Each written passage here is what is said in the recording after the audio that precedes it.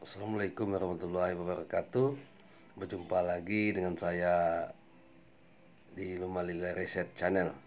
Kali ini kita akan belajar bersama bagaimana mata kuliah uji stasioneritas dan tim series ekonometrik modeling. Nanti ada juga cara pengujiannya, cara pengujian dan tes yang akan dilakukan. Oke, kita belajar bersama.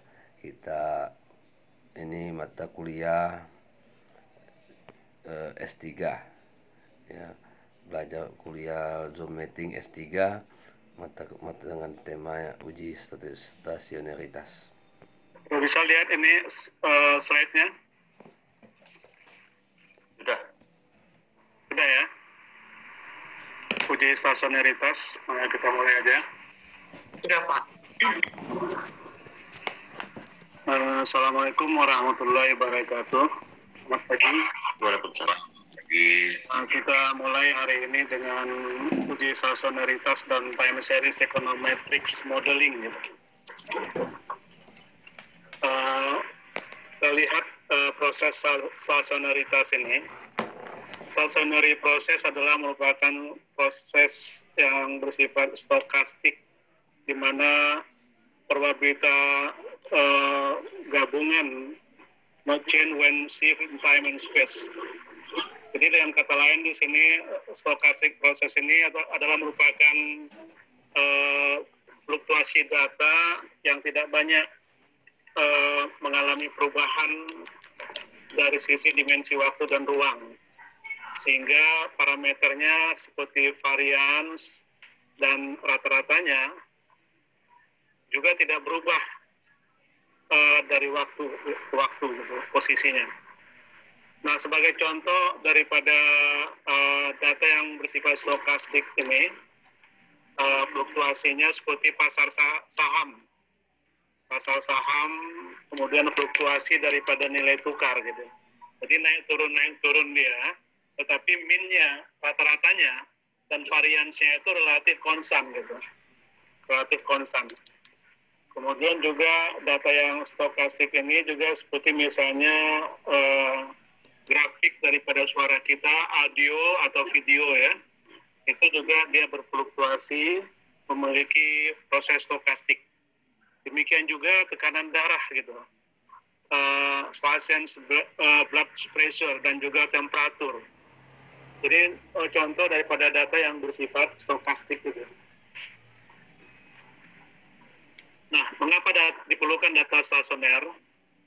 Karena kebanyakan daripada metode ramalan atau forecasting didasarkan pada asumsi bahwa data time series sifatnya mendekati stasioner.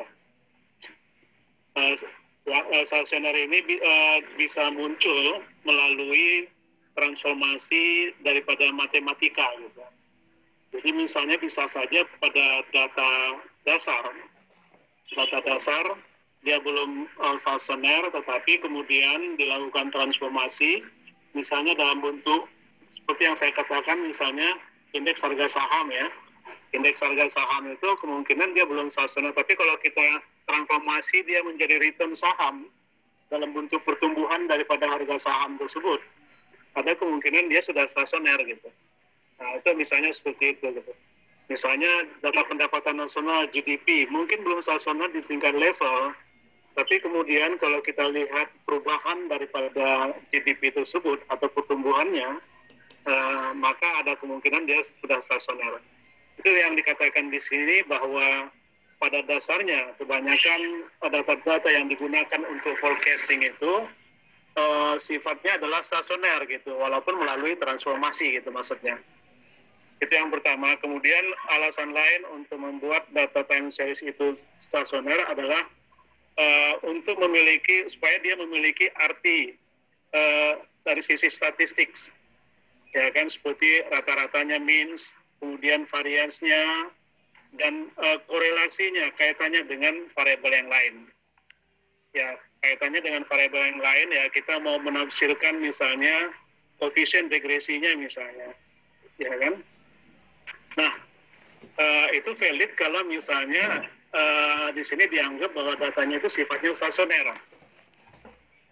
Jadi data-data statistik tersebut bermanfaat di dalam menjelaskan gitu, menjelaskan perilaku di masa yang akan datang mengenai data-data time series tersebut gitu. Sebagai contohnya, jika data time series itu konsisten dari waktu ke waktu, maka rata-rata sampelnya dan variansnya juga akan bertumbuh dengan with the size of the sample, akan juga berkembang sesuai dengan ukuran sampel. Dan dia biasanya, and they will always underestimate the mean and variance in the future period. Dan jika rata-rata dan varian daripada data tersebut tidak series are not well defined, tidak bisa didefinisikan dengan baik, maka korelasinya juga nggak bisa, korelasi antar variabel juga nggak bisa didefinisikan. Jadi dengan kata lain di sini bahwa diperlukan persyaratan stasionaritas data agar data itu bisa ditafsirkan dengan sempurna gitu. Ya kan, tidak menimbulkan bias, tidak menimbulkan kesalahan dalam penafsirannya gitu. Nah, ini mungkin akan lebih mudah kalau misalnya kita gunakan contoh di sini. Jadi misalnya ada dua variabel yang tidak stasioner, YT dan XT. Jadi YT dan XT ini adalah merupakan data dasar daripada variabel, jadi belum ditransformasi gitu. Kemudian kita regresikan, ya kan? Kita lakukan regresi. Nah, regresinya itu ada kemungkinan dia menghasilkan suatu regresi yang sifatnya di sini istilahnya spurious regression gitu, ya kan? Spurious regression. Nah, hasil regresi yang spurious regression itu, untuk menghindari hasil regresi yang spurious regression, maka di sini diperlukan adanya persyaratan nanti data di tingkat level itu harus berkointegrasi gitu. Harus berkointegrasi. Nah, itu persyaratannya. Jadi misalnya di sini uji stasionaritas itu, ini dari sisi konsep teoritisnya mungkin agak complicated, tetapi nanti ketika kita melakukan ujinya tidak se-complicated daripada apa yang dijelaskan di sini gitu. Jadi uji stasionaritas data dilakukan untuk menghindari munculnya regresi yang sifatnya spurious itu regresi yang tidak bermakna gitu. Jadi tanda-tanda regresi yang spurious ini adalah koefisien regresinya memiliki signifikansi tinggi. Jadi signifikansinya tinggi, tetapi nilai R kuadrat dan Durbin-Watsonnya rendah gitu. Seperti dicontohkan di sini, ini saya ambil dari bukunya Gujarati ya. Gujarati, misalnya dalam contoh berikut, dia sama dengan min 13,2556 tambah 0,3376X. Ya. Nah, kalau kita lihat uji parsialnya dengan uji T, variabel X itu signifikan di dalam mempengaruhi Y gitu. Ya kan? Tetapi yang jadi masalah adalah walaupun dia signifikan, R kuadratnya rendah gitu. Nah, R kuadratnya itu lebih tinggi sedikit dibandingkan dengan Durbin-Watson. Nah, ini salah satu karakteristik atau sifat daripada regresi yang sifatnya spurious regression tersebut gitu. Nah, untuk itu di sini diperlukan adanya uji stasionaritas. Nah, uji stasionaritas ini dilakukan dengan uji Dickey-Fuller gitu. Ada dua macam, nanti yang pertama kita lihat bisa dilakukan dengan uji Dickey-Fuller. Jadi misalnya uji Dickey-Fuller ini, jadi yang diuji itu adalah satu variabel. Walaupun di sini kelihatannya dia diuji seperti ada persamaan ya. Persamaan itu seolah-olah ada variabel lain, sebenarnya tidak. Dia diuji dengan mempertimbangkan lag dari variabel itu sendiri gitu. Pakai lag variabel itu sendiri dan juga mungkin dengan melihat tren gitu. Jadi kita lihat persamaan yang pertama. Persamaan yang pertama ini kita lihat delta YT sama dengan B0 tambah C kali YT min 1 tambah error term persamaannya. Jadi di sini yang dilihat delta YT-nya ya, delta YT perubahan variabel tersebut. Fungsi daripada nilai variabel itu pada masa yang lalu, YT min 1. Nah ini kalau persamaan pertama. Persamaan kedua adalah delta YT sama dengan B0 tambah B1 T tambah C kali YT min 1. Ini adalah tren gitu. Jadi nanti di dalam pengujian variabel datanya, kita harus bisa dilihat sebenarnya sebelum kita lakukan uji stasionaritas, kita bisa lihat grafik datanya dulu gitu, ya kan? Apakah data tersebut memiliki tren atau tidak gitu? Dia memiliki tren menaik atau tren menurun, ya kan? Nah, kalau dia misalnya grafik variabel itu memiliki tren, maka di dalam pengujiannya kita pertimbangkan tren gitu. Ya kan, seperti persamaan yang kedua ini, ada T di situ kan, variabel T. Itu adalah variabel waktu tren, ya kan? Nah, ini yang pertama. Nah, biasanya kalau pengujian DF ini dilakukan, dia akan cukup bagus kalau di dalam model tidak terdapat masalah autokorelasi gitu. Di dalam model estimasi di sini, walaupun satu variabel gitu, ini kan semacam persamaan ini kan, delta YT sama dengan B0 tambah C YT min 1, walaupun dia satu variabel, tapi dibentuk dalam bentuk persamaan, sehingga ada kemungkinan muncul permasalahan-permasalahan seperti yang diuji dalam model multiple regression, ya kan? Uji asumsi klasik salah satu adalah yang utama di sini yang perlu kita uji, apakah di dalam estimasi model stasionaritas ini ada autokorelasi atau tidak, gitu. Ya kan? Nah, biasanya itu model yang seperti ini kita uji, kita lakukan biasanya yang pakai tren ya, pakai tren. Ini biasanya data-data yang masih bersifat level, data asli, belum dilakukan transformasi data gitu. Ya, belum dilakukan transformasi data. Ini yang pertama. Jadi model ini akan bagus dia, DF ini, Dickey floaters akan bagus kalau dalam modelnya itu tidak ada masalah autokorelasi gitu. Tapi kalau ada masalah autokorelasi, maka dia di sini digunakan ADF, Augmented Dickey Flow Test gitu. Augmented Dickey Flow Test. Nah, bedanya dengan yang di atas, persamaan 1 dan 2. Jadi persamaan 1 ini, persamaan 3 ini adalah pengembangan daripada persamaan 1 dengan mempertimbangkan lag daripada variabel dependen roda yang lalu gitu. Variabel lag-nya. Lag daripada dependen roda yang lalu. Delta YT min 1 dan 1 sampai K. K-nya ini dari 1 mungkin bisa 5, bisa 2, bisa 3 ya. Lag-nya gitu. Ya kan, jadi makanya di sini dibikin sigma gitu. Sigma. Ya kan? Nah, persamaan 4 ini pengembangan daripada persamaan 2, ya kan, karena ada tren di sini, cuma ditambah dengan adanya variabel dependen, adanya variabel lag dependen roda yang lalu. Ya,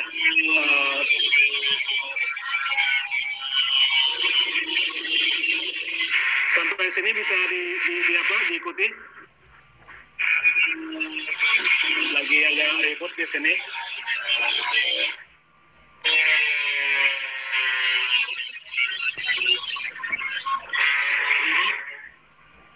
Mungkin ada pertanyaan, Bu. Silakan, Bu. Belum, Pak.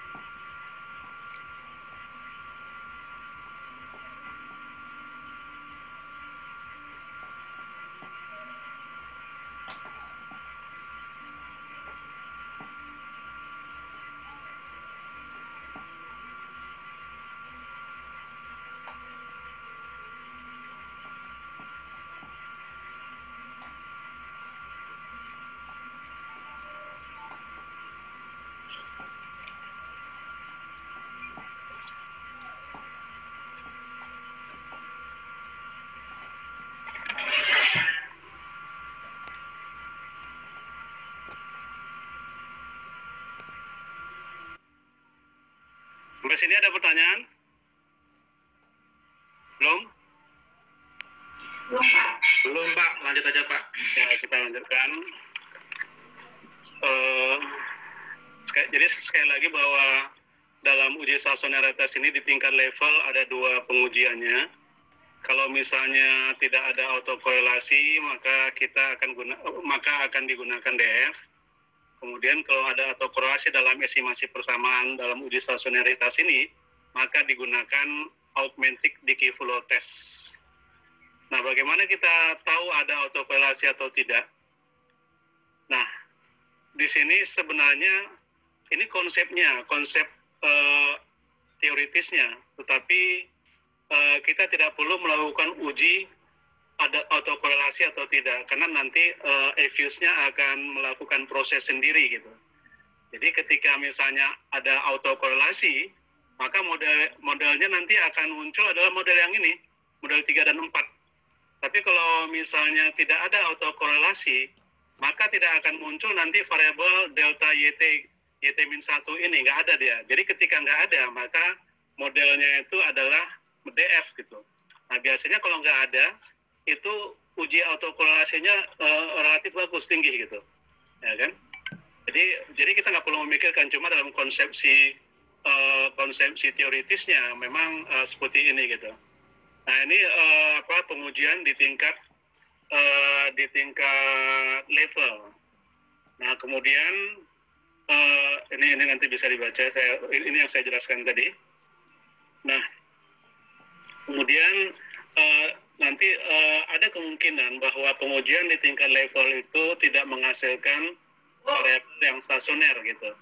Uji akar unit istilahnya stasioner atau uji akar unitnya belum stasioner. Nah, ini dilakukan dengan pengujian data tingkat first different gitu. First different. Nah, modelnya sama gitu seperti tadi, ya kan?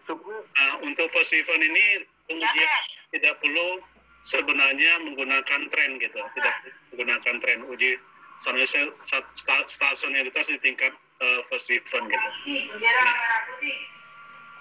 Nah, itu, ini sama juga ya. Kita lanjutkan aja. Ini 56 untuk 56 ada 3 gitu. Sorry ini kalau sampai ada 3 56-nya. Jadi itu intinya sebenarnya uji stasionaritas itu. Nah, kemudian di sini model estimasi, kemudian setelah kita melakukan uji stasionaritas, maka akan dengan berdasarkan uji stasionaritas itu kita bisa menentukan model apa yang cocok untuk data time series tersebut gitu. Jadi kalau misalnya dari hasil uji stasionaritas dia sudah stasioner di level, ya kan, maka kita bisa menggunakan data variabel data itu atau variabel tersebut untuk OLS. Jadi OLS yang kita gunakan valid gitu, ya kan, karena dia sudah dilakukan uji stasionaritas valid gitu. Jadi kalau sekali lagi level ini adalah data aslinya, belum dilakukan transformasi gitu. Kemudian kalau seandainya datanya di level belum stasioner, baru kemudian stasioner di first different, setelah dilakukan transformasi, maka di sini kita akan menggunakan persamaan kointegrasi gitu. Jadi dengan kata lain kita lakukan dulu uji kointegrasi. Nah, kalau misalnya uji kointegrasi dia tidak berkointegrasi, maka kita akan menggunakan model VAR, ya kan, model VAR tetapi dengan data first different gitu, ya kan.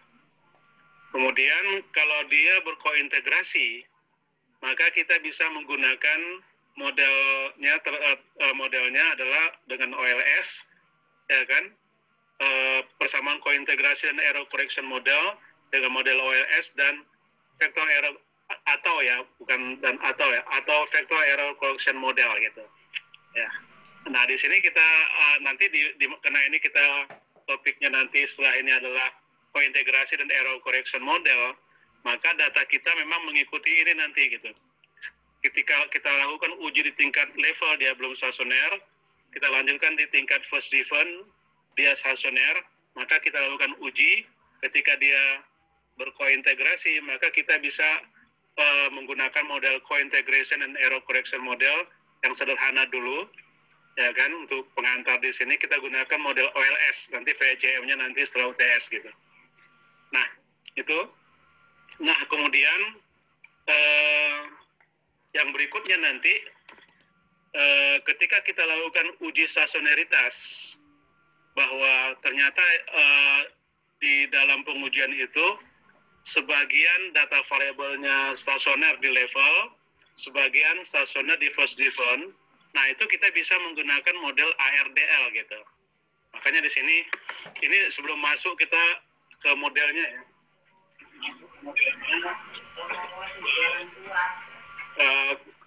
Kita jelaskan dulu konsepnya gitu, konsep modelingnya gitu, kan, konsep modeling. Nah, kemudian kalau dia di stasioner di level belum stasioner, di first different belum stasioner, atau misalnya di sini sebagian stasioner di first different, sebagian stasioner di second different, maka model yang digunakan itu adalah auto-regressive model gitu. Auto-regressive model gitu. Nah, jadi ini kita lihat beberapa model yang bisa digunakan berdasarkan hasil daripada uji stasoneritas dari variabel yang akan kita gunakan dalam regresi atau modeling, katakan demikian gitu. Nah, sekarang kita masuk pada pengujian uji stasoneritas gitu. Di sini saya jelaskan dulu konsepnya, nanti kita akan coba dengan EVIUS. Oke, demikian mata kuliah uji stasioner dan tim series econometric modeling. Semoga informasi mata kuliah kita dapat menangkap bersama tentang mata kuliah ini. Semoga kawan-kawan yang ingin memahami tentang EVIUS lebih paham ini mata kuliah saat kuliah S3. Sekian, terima kasih. Assalamualaikum warahmatullahi wabarakatuh.